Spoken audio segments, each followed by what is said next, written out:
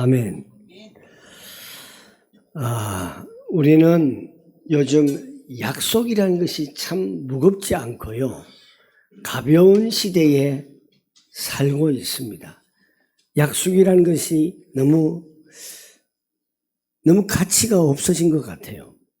계약을 맺어도 조건이 조금 불리해지면은 어떻게 하면 이 계약을 파기를 할 것인가 라를 방법을 연구하고 말 한마디로 약속했다가 금방 잊어버리곤 합니다.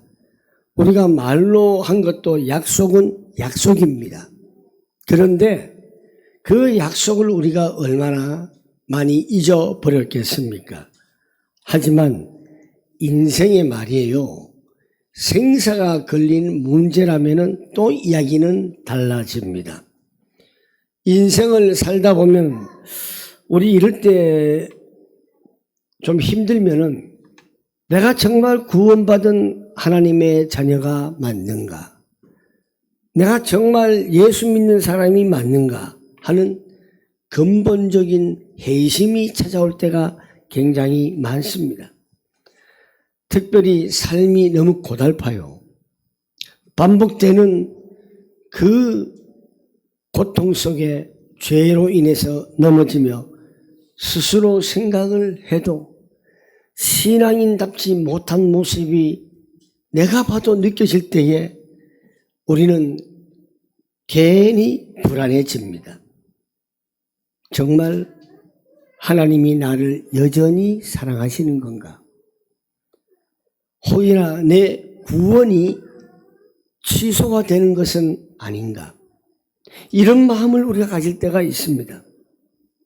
사도 바울은 오늘 지금 갈라디아 교회 성도들에게 아주 심각한 질문을 하고 있습니다. 여러분의 구원이 여러분의 변덕스러운 행동에 달려 있습니까? 이렇게 질문을 합니다. 여러분에게 주신 하나님의 구원이 여러분의 행동에 의해서 여러분의 변덕스러운 곳에 달려 있습니까?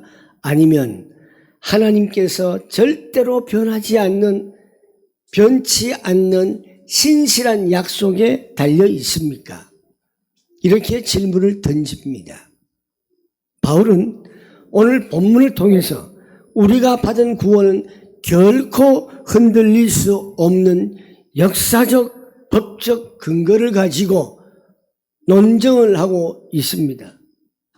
우리의 구원은 우리의 그 행동이 어떠함이냐, 우리의 행위라는 모래 위에 세워진 것이 아니라 하나님의 절대 변하지 않는 언약이라는 반석 위에 세워져 있다라는 사실을 말하고 있습니다.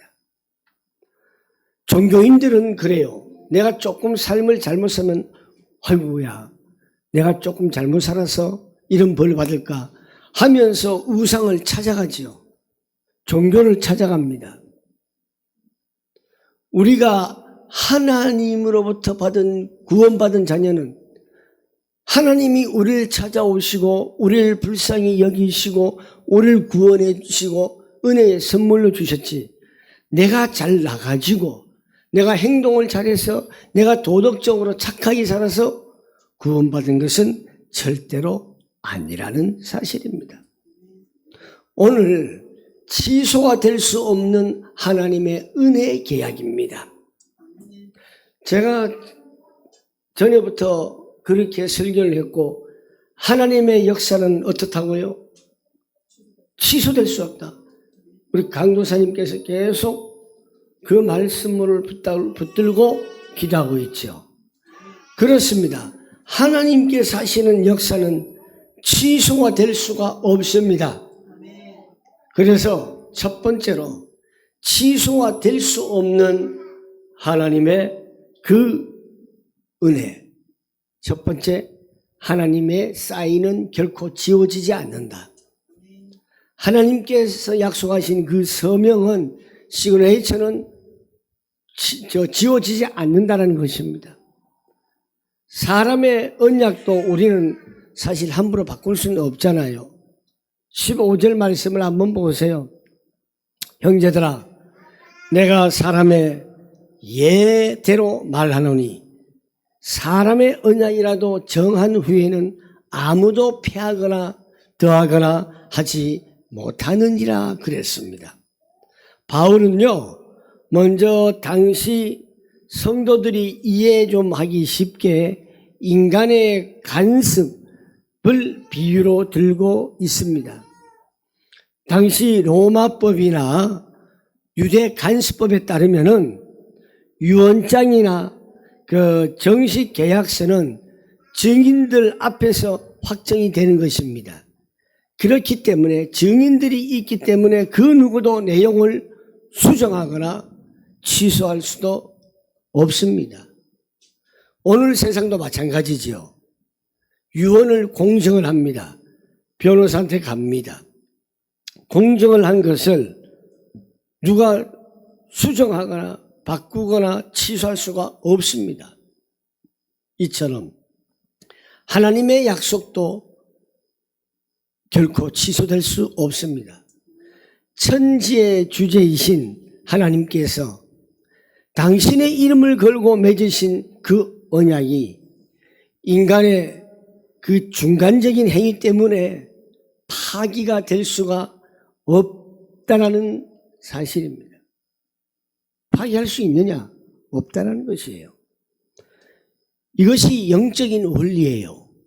하나님의 계획 있습니다. 인간을 구원한다는 것. 인간에 대한 구원 계획은 하나님께서 기분이 좋아가지고 그냥 그 자리에서 즉흥적으로 내놓은 플랜이 아닙니다. 하나님의 계획은 창세전부터 영세전부터 계획하시고 아브라함을 통해서 확정하신 영원한 언약, 계약이라는 사실입니다. 우리가요, 상태가 좀 나빠졌다고 해서 하나님이 계약서를 찢으시는 분이 아니라는 것을 믿으시기를 바랍니다. 하나님의 서명이 결코 지워지지는 않는 법입니다. 두 번째로 16절 말씀, 이 약속의 유일한 통로가 누구냐? 예수는 그리스도. 자, 16절, 이 약속들은 아브라함과 그 자손에게 말씀하신 것인데 여럿을 가리켜 그 자손들이라 하지 아니하시고 오직 한 사람을 가리켜 내 자손이라 하셨으니 곧 그리스도라 그랬습니다. 여기서 바울은 매우 정교하고 날카로운 성경 해석을 보여줍니다.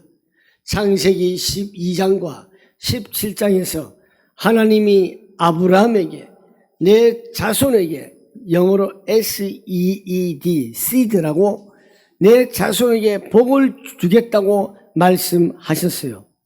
근데 이 단어가요, 복수가 아닌, seeds가 아닌 오직 단수로, seed로 쓰였다는 점을 지적을 합니다.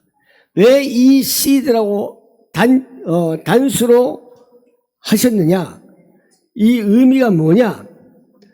아브라함의 혈통적 후손인 이스라엘 민족 전체가 자동적으로 구원을 받는 것이 아니라는 것입니다. 오직 복의 근원이신 예수 그리스도 한 분을 통해서만 우리가 구원을 받을 수 있다.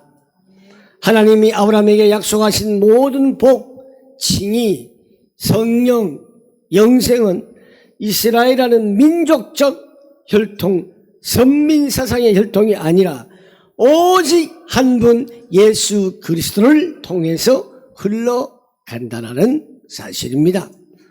우리가 구원을 받는 이유는 우리가 뭐 그리 대단해서가 아닙니다. 솔직히 저도 목사지만은 여러분들을 비하면 저도 못할 때가 굉장히 많아요. 우리 모두 자신이 한번 살펴보세요. 뭐가 그리 잘났을까요? 뭐 그리 뛰어난 게 있습니까? 제가 요즘 이제서야 조금 깨닫는 것이 그래요. 참 부질없는 짓이구나. 남들 앞에 뭐 이렇게 나서고 하는 거 모르겠어요. 어릴 때에는 그냥 남들보다 누가 날 알아주지 않냐? 저 사람이 나를 알아주지 않네. 조금 기분 나쁘고 서운할 때 있지만 지금은요, 그게 편해요. 나를 알아준다는 거, 그게 불편해요. 좀 시간이 지나니까 이제는요, 참 부질없는 짓이구나. 내가 네보다 뛰어나다. 너 나보다 못해. 이렇게 생각했던 나의 모든 생각들이 너무 부질이 없어요. 부질 없어요. 남을 미워하고, 남을 싫어하고, 남을 정죄하고, 이 모든 것이 왜 그러냐? 나가 잘났다고 하는 나의 증명이에요. 나의 증명만 하다 보니까 하나님의 뜻대로 살지 못하고 하나님의 뜻과는 반대로 가고 하나님께서 함께하지 못하니까 내 인생 내 마음대로 살다가 세상 유혹을 따라가다 보니까 결국은 무너지고 지치고 쓰러질 수밖에 없다라는 것을 우리 이제 나이 드신 분들이 알죠. 아무리 약한 사람이라도 임종을 앞두고 있으면 갑자기 천사처럼 착해지더라고요. 왜 그럴까요? 죽음 앞에서 갑자기 착해져요. 다 부질없는 것을 깨달았습니다. 여러분, 저도요, 참 부질없는 짓 많이 했어요. 누가 안 알아주나? 이제는요, 알아주든 말든 그래. 내가 있는 현장에서 내게 맡겨진 사명, 소명, 천명을 제대로 그냥 신실하게 하면 된다. 이것이 저의 깨달음이었습니다. 우리는 아무 공로가 없습니다. 우리는 그리스도라는 약속의 주인공에게 붙어 있기 때문에 우리의 공로는 없습니다. 우리를 보증하신 예수 그리스도 때문에 하늘에 신령한 모든 복을 누리게 되는 것입니다. 여러분이 복을 받는 통로는 여러분의 성품이 아닙니다. 여러분의 재능이 아닙니다. 여러분의 가문이 아닙니다. 배경이 아닙니다. 오직 여러분은 우리 안에 계신 예수 그리스도임을 기억하시길 바랍니다. 세 번째로 17절 말씀. 율법은 절대로 언약을 이길 수가 없어요. 내가 이것을 말하노니 하나님께서 미리 정하신 언약을 몇 년 후에요? 430년 후에 생긴 율법이 폐기하지 못하고 그 약속을 헛되게 하지 못하리라. 유대주의자들은 율법을 지켜야만이 구원을 얻는다고 주장했습니다. 바울은 이제 역사적인 연대기를 가져옵니다. 하나님이 아브라함과 은혜의 언약을 맺으신 시점과 모세가 시내산에서 율법을 받은 시점 사이에는 몇 년이라는 공백이 있습니까? 430년이라는 것입니다. 하나님께서 아브라함에게 말씀으로 언약을 하신 그 약속 430년 후에 율법이 제정됐습니다. 그러면 언약의 약속이 먼저입니까? 율법이 먼저입니까? 언약의 약속이 먼저입니다. 뒤에 율법이 나타났지만은 율법은 결코 하나님께서 말씀하신 언약의 약속을 폐기할 수 없다. 무시할 수 없다. 이걸 전제하는 것입니다. 우리 이걸 알아야 돼요. 어떤 아버지가 아들에게 내가 이 집을 너에게 주겠다고 미리 약속하고 문서까지 작성했습니다. 아브라함의 언약입니다. 그런데 430년 뒤에 사실 이 집을 받으려면 매일 마당을 쓸어야 한다는 세부 규칙이 생겼다고 해가지고 율법이 생겼다고 해서 앞선 약속이 무효가 될 수 있습니까? 그럴 수 없습니다.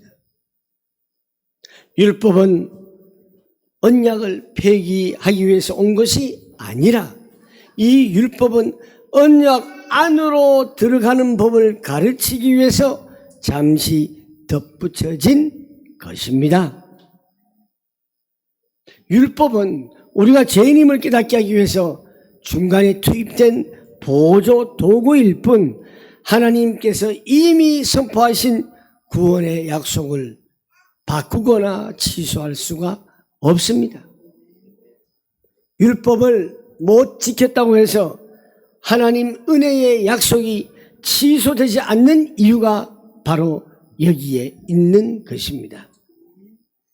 네 번째로 18절 말씀, 유업이라고 하는 것은 오직 선물로 주어지는 것입니다.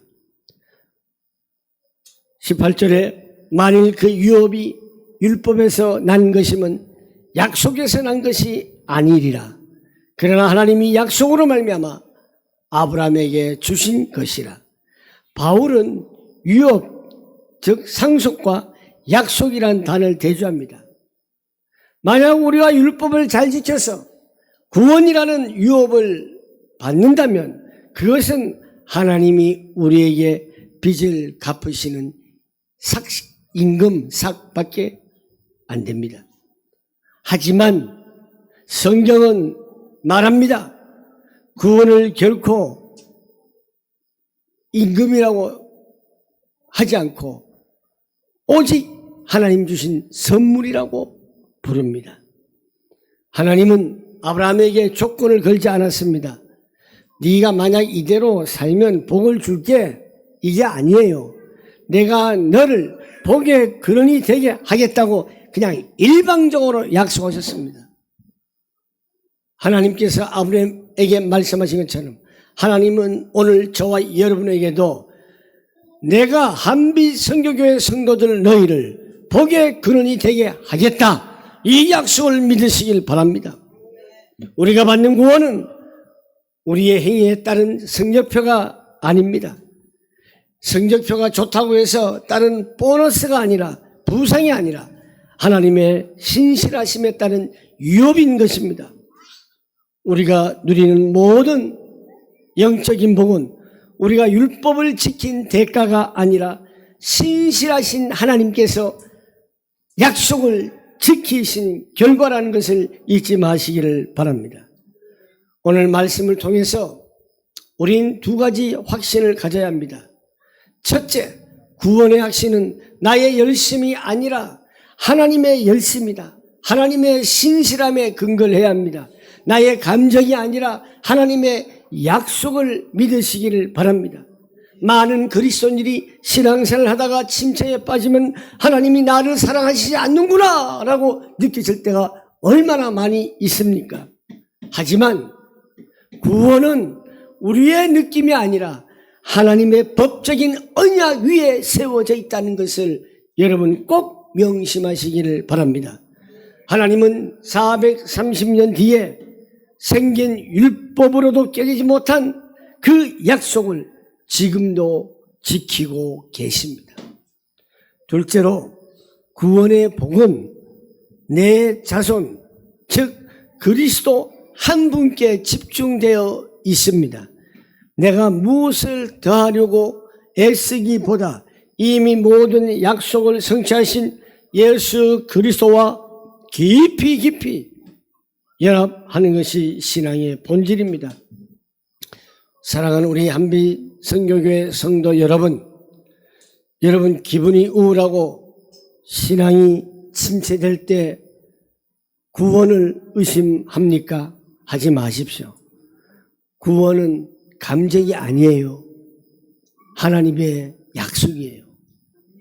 사단은 끊임없이 우리에게 자꾸 지적을 합니다. 야, 네가 교회 나간다고? 너 교회 나가봤자 맨날 예배할 때 예배 시간에 엉뚱한 짓 하지 않느냐? 너 정말 예배할 때에 너 하나님 앞에 완전 온인하지 않고 예배할 때 온인하지 않고 너 자꾸 엉뚱한 생각하고 있지 않느냐?